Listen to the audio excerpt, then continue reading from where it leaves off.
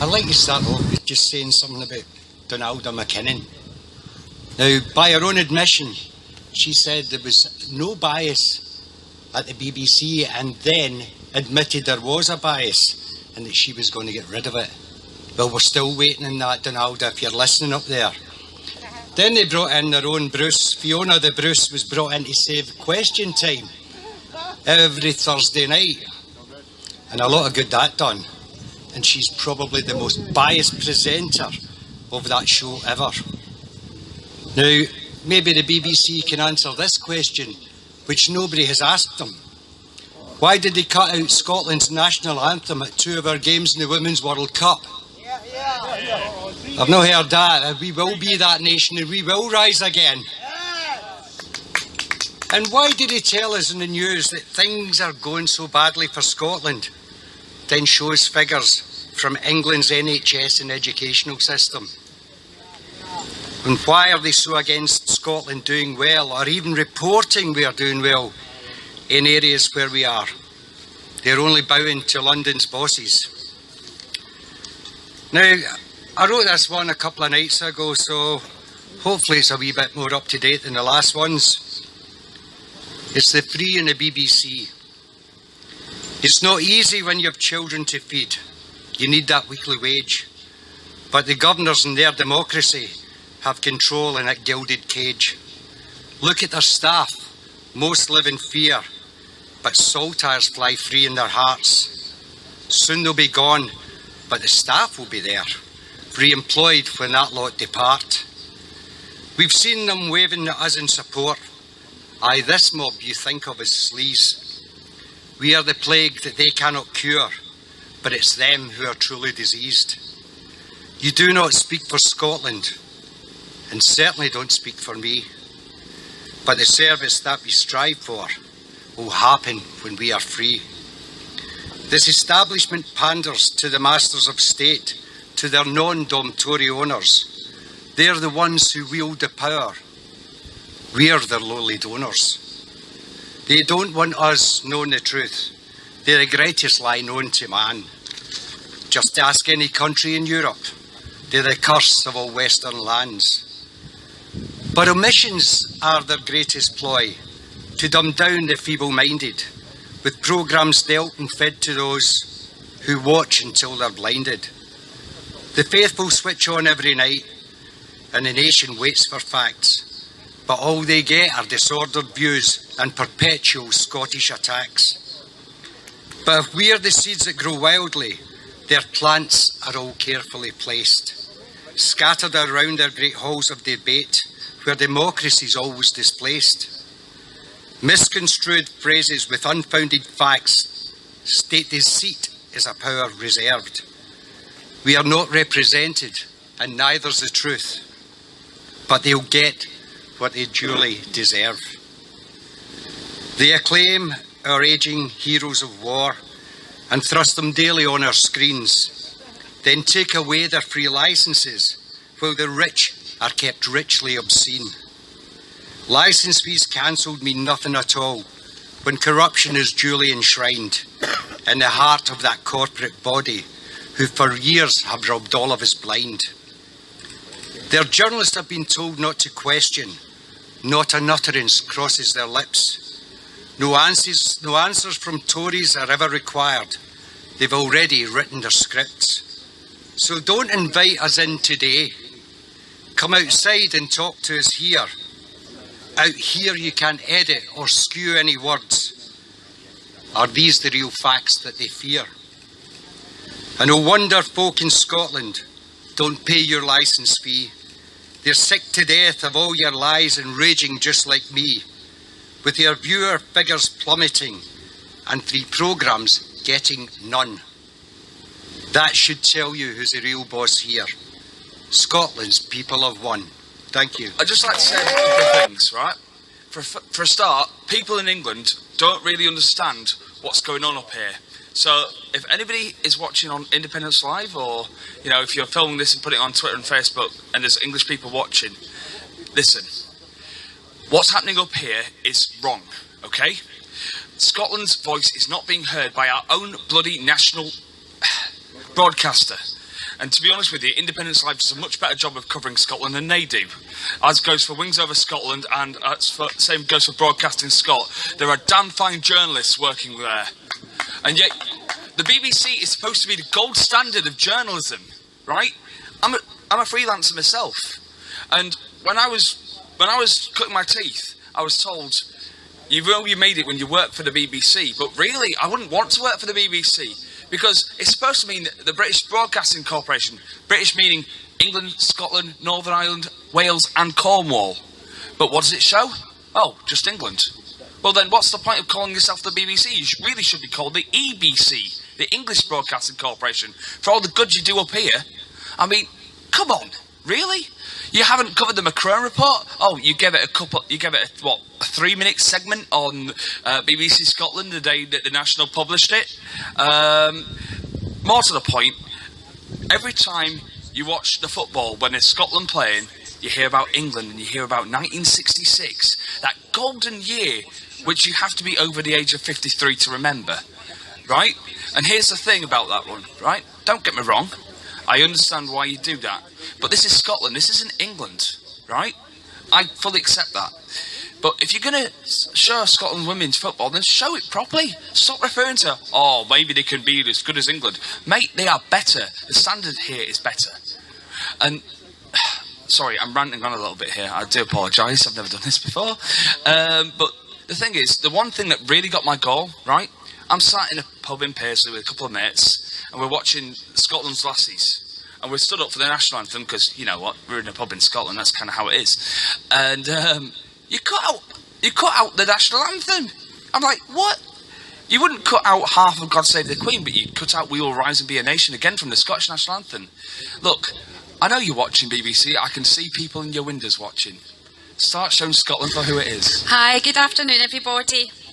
Actually, the National, I was trying to get some ideas for what to say today, other than just wanting to say things that are, because I get really angry when I actually think about this subject.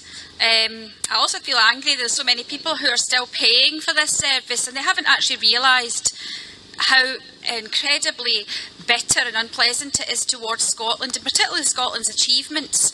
The programmes that are coming out from BBC Scotland. The National yesterday published an article where they actually called out the BBC, and whether they've seen it or not, I don't know, but hopefully they'll know about it now. In the first half of this year, BBC Newsnight had 266 Tories, 124 Labour and only 13 SNP people on to speak on their show. Even though the SNP takes our voting majority in every possible vote in Scotland, yet the BBC claims to be impartial. Why do the opinions of parties who do not hold any or very little power in Scotland on the whole get to broadcast their opinions using a media source meant to show the current political climate? Moreover, it means that they're ending up being, they're not actually publishing what's going on in Scotland at all. Because there was more Labour politicians were on the show than Tories, but most remarkably, there was no SNP politicians on at all in March. There were five, but this fell short again in May and June of having only 2. The National have called them a total embarrassment. Now, I feel that that's actually quite a fair point, but I would actually go further than that. I would say that you can live with it, but a bit of a cringe that it could seem to be being called an embarrassment. We can live with that, but this cuts deeper. This has been going on for far too long, and it's now at odds with our actual electoral choices. It's actually a bit of an insult to everyone who votes to know that the people they're voting for are being ignored or being put down at every possible chance. There's even a hashtag, SNP bad. If the people of Scotland vote for a political party, then that's the will of the people, and it's us who decide how we see themselves, and it's us that decide how we want to view our progress. Yet the media are still trying to foist opinion onto the people by refusing to give the leading party in Holyrood its rightful place or the respect for the good and progressive policies to better the lives of the people who live here. to say the BBC, I'd like to say to the BBC, give us a camera crew, everybody here, and let us go out and make a documentary or a whole series about how the lives are improved in Scotland by Care for the Elderly, which is free, or free tuition fees at university that have allowed people to become educated and have the chance to bring huge skills to the world. Even though the financial situation may not be very good, they're still able to have opportunities that wouldn't be here, and they certainly aren't available to unfortunate students in England. I would like to make a documentary about the millions of new policies and things which have helped people in Scotland. I'd also like to make one specifically for our farmers.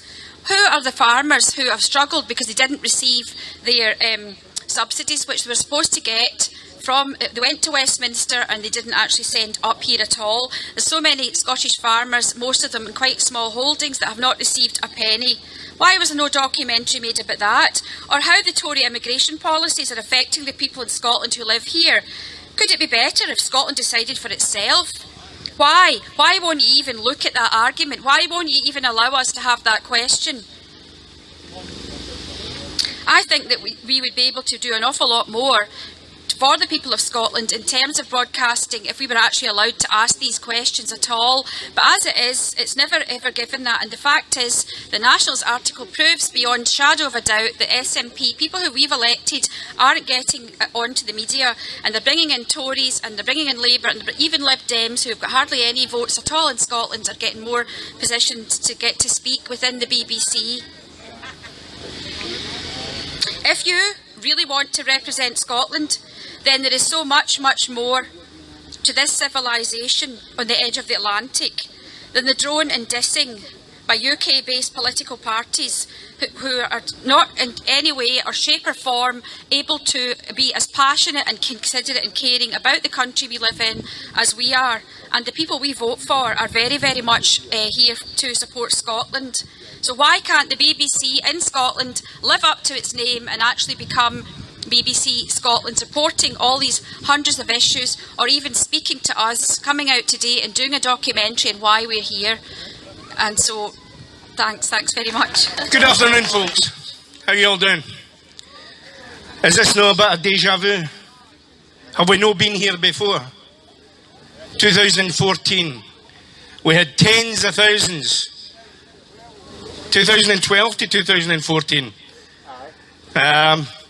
I wasn't expecting to come up and talk to you, but I was coming here as a member of the company of anti-licence payers. I formed the BBC after that debacle in Motherwell, where their unbiased representation was absolutely biased. Handpicked from the Orange Order, handpicked from the unionists who wish to use this establishment as their voice piece. They are nothing more than ventriloquists for the Westminster establishment. They repeat verbatim, and they're using it again. Their verbatim this time is that Scotland does not have a mandate. Well, when does democracy kick in? Was it in 2011 when there was a majority? Was it in 2015 after the rigging of the referendum? They are now telling us we have no mandate. Just in case you haven't got the information, BBC, we're a triple lock mandate. A triple lock mandate. And it will be used. The timeline has been made. It's now up to the SNP, the Greens, and the Scottish Government to deliver that referendum.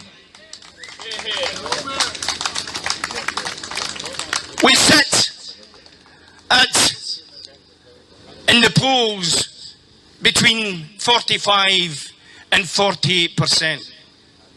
And that is without a campaign starting gun.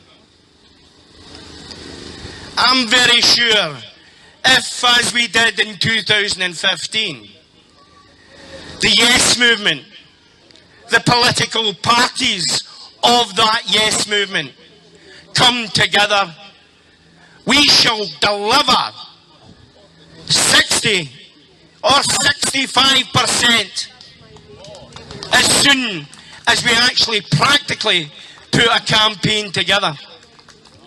So it's up to us. Let us drive the independence movement back to where it was in 2015 and instill an absolute majority for Scottish independence. And I call on the SNP right to this minute.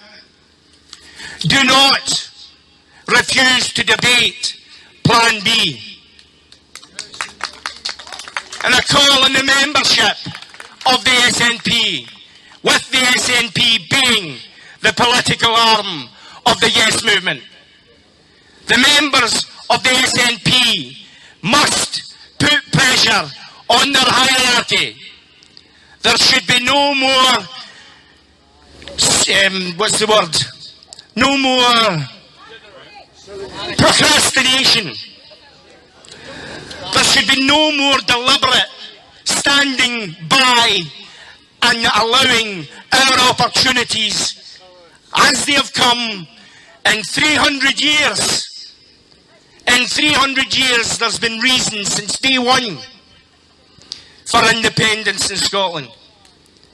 And since 2014, in fact, the 19th of September 2014, there has been reason after reason after reason after reason to call India F2. And if the Westminster government refuse to sit down and agree a Section 30, then use any means possible to deliver Scotland from the tyranny of Westminster.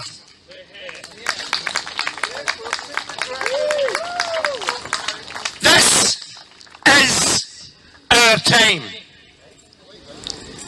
We must use the mandate, and it is up to the membership of the SNP to ensure that mandate is used. Sir Alba Gabra. Accelerate the BBC. I'm no paying your licence fee. Situation being, there's a lot that goes on inside your reorganisation that I don't agree with. First and foremost, I want to talk about a wee hidden poll for Epsom Murray. Hidden for the people of Scotland, compiled by a Tory government, brushed out the airwaves by the BBC. Second point I want to make is Jimmy Savile, guys like that. I'm sorry, I'm no paying for people like that. I was a single parent bringing up my lassie on my own, do you know what I mean? And lo and behold, there is that issue where my kid enjoys the TV. She used to watch guys like Jimmy Savile. Lo and behold, we find out what's going on there. So I'm sorry to say, because of that sole reason, I refuse point blank to pay anything towards buildings like that. I will stress as well there is the issue that what goes on in our news, Scotland's bad, Scotland's crap, our services are mince. When you really look into reality though and you use these services, you will see these are the best services in the world. My daughter's just managed to achieve herself a higher education. She's went through Stirling University. She's managed to get herself a BA in digital media. There is also the issue that she's went on to a master's degree. She wouldn't have got that if we'd have been in England, I will stress. This doesn't come. Well done, Tom. There's also the issue as well that I've suffered heart conditions, stress, anxiety, depression. And I've really got to stress that our NHS services brung me out the other side of that. Shining brightly, might I add. I received my medication from my doctor, for my heart conditions. It doesn't cost me a penny. I've got to thank my Scottish Government for that. And I've really got to stress, all the stuff that we hear at the BBC regarding what's going on here in our country. Now, please mind, I've not even spoke about Brexit yet. I've not spoke about how our assets are being washed out the country by some Tory and oil tankers. We've not spoken about Iran, know what I mean, and what's going on there. And needless to say, we've all got our own wee chosen views about what's going on there. My issue being, follow the money. Remember that, Davy. Follow the money. Albaga bravo. Hi guys. Right, my name's Chantel Addison and I'm mixed race. I'm half Scottish and half African. And I tell you what, I'm here to represent Africans for independent Scotland. Yeah. I think it's absolutely shocking the racism that we've actually received from down south, especially against all you guys as well. Do you know what I mean? All we want is to be freed from Westminster. And I don't think we should generally hate on unionists as well, because I'll tell you what, there are people as well. We should love them. We should show them love. Show them that we are all one. We should be all under one banner. All we want is freedom for Westminster. That's it. We have the right to choose who we want in charge or make our own decisions. Yeah? But I just wanted to come up and say I'm here to represent Africans for independent Scotland. Sora Alba. Thank you so much. Thank you. Thank you for having me here.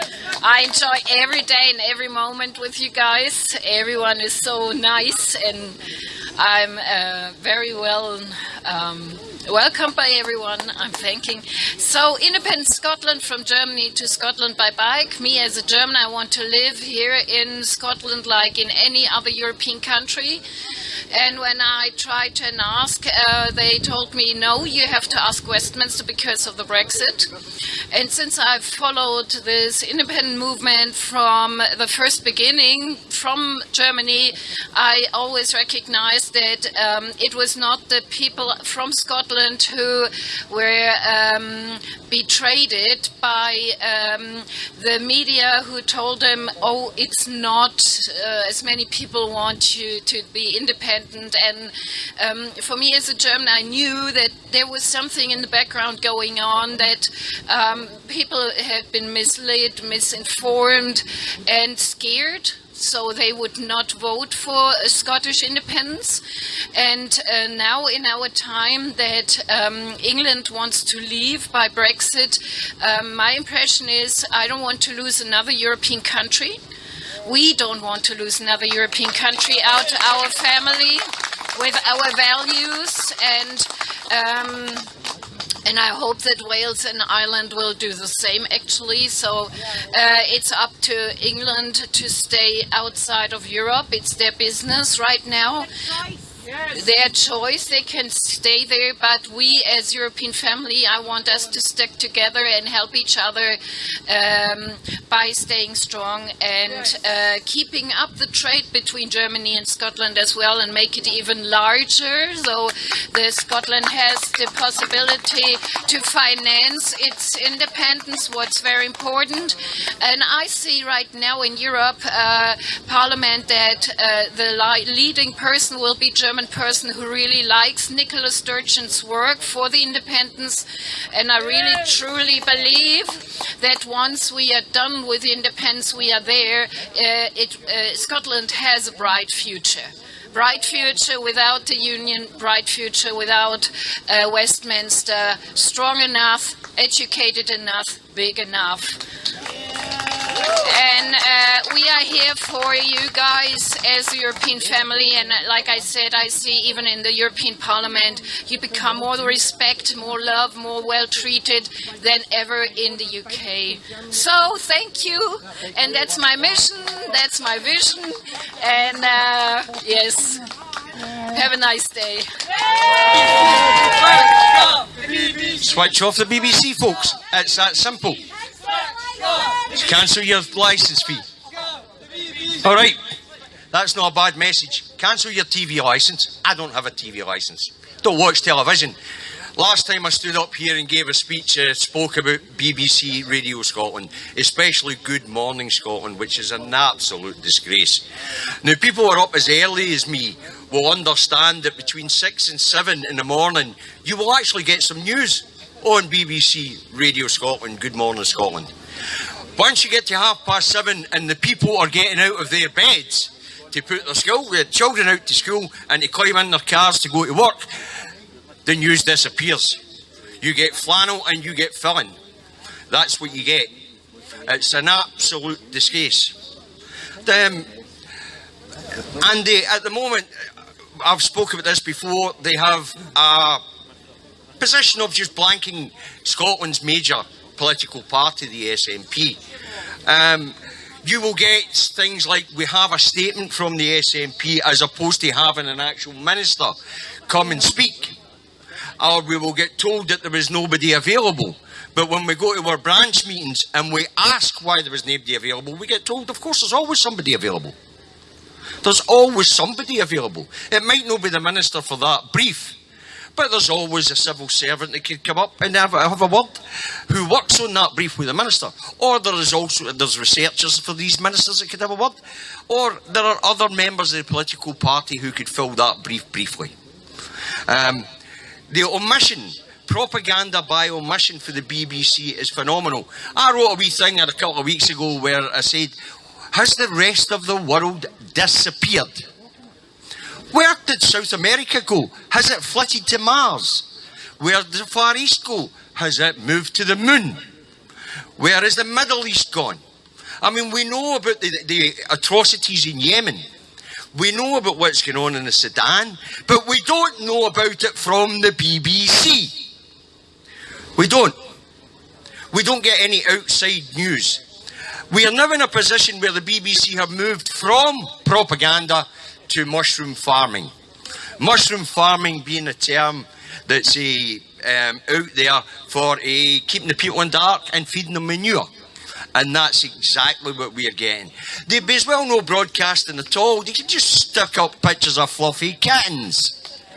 Because that's what they give us. Fluffy, bloody kittens. And then, of course, when it comes to Scottish affairs, I've said this before, I mean, they are really trying their very best to reintroduce the cringe. They would have us believe that every single institution in Scotland is a failure. Every single one. NHS, education, policing, transport, infrastructure, everything.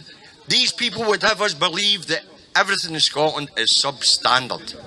Whereas, of course, in fact, we know that when we go and check the rubbish that comes out of this place, we discover that they are selectively picking areas where there is a shortfall. They're no telling us about how wonderful the rest of the services are functioning. So let's say there's a report out on the NHS. A great example, and I was speaking to the Independence radio, live radio about this, was the two premature babies who died in the Queen Elizabeth maternity unit. Now this was linked to pigeon poo. Wonderful. Yeah, unless you read the coroner's report. And then you'd realise that it didn't matter what sort of infection these premature babies got. Tragic as it was, they were never going to make it. They were so premature and so weak, they just weren't going to make it. But they took those tragedies and used them as a club to beat the Scottish Government over the head. That is an outrage. Those parents were already in grief. Those parents were already suffering. And these people, they used that as a club to beat the government. It was a disgrace. It was an absolute outrage. Now, Good Morning Scotland is a phenomenal programme. Absolutely wonderful. I mean, the temptation I have to put my boot through my tuck windscreen and through my radio every day, and I listen to it every day, is absolutely phenomenal. It really is. Now, the BBC, Auntie, not just is she wearing jackboots, she's actually carrying a club. She's carrying a club. It's not just jackboots. It's not just the nasty letters that are being sent to people. The nasty letters that say, we will prosecute you if you don't buy a TV licence. Hey, BBC, I don't have a TV. What do I want a licence for? I don't need your bloody letters. I've told you I don't have a TV. So why are you sending me these bloody letters? And they're always sent to me. You know, I get letters in monthly telling me I am going to be criminalised because I don't have a TV licence. Don't want a TV licence. I would advise everybody to get rid of their TV licences. I would advise absolutely everybody to cancel their TV licences. The best way to deal with these people is to ignore them. The best way to deal with these people is to withdraw their funding. The best way to deal with these people is to challenge them. We don't have many tools for challenging them. We have, what's this, about 50, 60 people here. We have withdrawn the television licence. We have turning it off. The most effective tool we have is turning it off. Now, one of our earlier speakers spoke about Donalda. Wonderful Donalda. She was coming to Scotland to sort it out. She was coming to sort the mess out. And of course, the Scottish people were demanding a Scottish 6. So what did she do? She set up a television channel and gave us a Scottish 9. The channel was set up to fail. As the gentleman for Independence Radio's, Live Radios pointed out, the budget for the set of EastEnders was bigger than the budget for that television channel. £30 million. And then, of course, they put the current affairs and news programmes on at a time when it was up against every mainstream big-time programme, whether it be the BBC's own costume dramas, which they do wonderfully well, or whether it's, I don't watch television, so what is it, Big Brother, Love Island, what else? EastEnders, Coronation Street, Emmerdale. So they're up against these programmes that have been established for 30 or 40 years. Or the big programmes like, the big popular programmes, what's the name for it? Reality television, is that the name for it? I don't think there's much reality in it. There's reality television. So, I mean, that organisation there have deliberately set about to demonise the Scottish Government and undermine the confidence of the Scottish people in their own institutions and in their own abilities to run their own affairs. So even though we know we have got a better education system than anywhere else in these islands, even though we have a better NHS than anywhere else in these islands, we have less crime than anywhere else in these islands, because we have a better police force than anywhere else in these islands. Right across all of our institutions, we have better performing institutions than anywhere else on these islands. But this lot back there will have us believe that Scotland is crumbling and that the people are absolutely rubbish at running our own affairs. It's imperative that they make us believe that we can't run our own affairs. The reason for that is because if we believe we can run our own affairs, then independence is inevitable. What they don't realise is it's inevitable anyway. And these people are making it easy. They are making it very easy. I mean, if you take, I listen to BBC Radio Scotland every morning. The listening figures are only about 60,000 a day per programme. They are no reaching that many people through the radio station. Through their television station, I believe they reach right across our nation. I don't watch their news, so I can't really comment on the TV news. I can only comment on GMS. But as I say, that institution there is our number one enemy. Yes. They are enemy of the people of Scotland. It's their business to reintroduce the cringe. There'll be a lot of people here know what I mean about the cringe. After 1979, it actually affected the health of the people. They knocked the confidence out of the people in 1979, and that was rapidly followed by Thatcher and deindustrialisation, and that really ripped the heart out of the place. The Scottish Parliament has given the heart back to the people. It has given the confidence back to the people. It has improved enormously every one of our lives, whether it be free prescription, Tam's daughters free higher education. No doubt you've all used NHS services. Got for free here. Young David's disability problems. They have improved all of our lives immensely. Even if it's just to taking away the toll costs to get from Fife across the water into Edinburgh, saving people £400 a year. That improved the people of Fife's lives immensely. It also put more money into Fife economy, because they had £400 a year more to spend. And that money, poor people spend the money. Poor people don't hoard it. I mean, that's a good example as well. Oi, BBC, what happened to the Panama Papers and the Paradise Papers? Huh?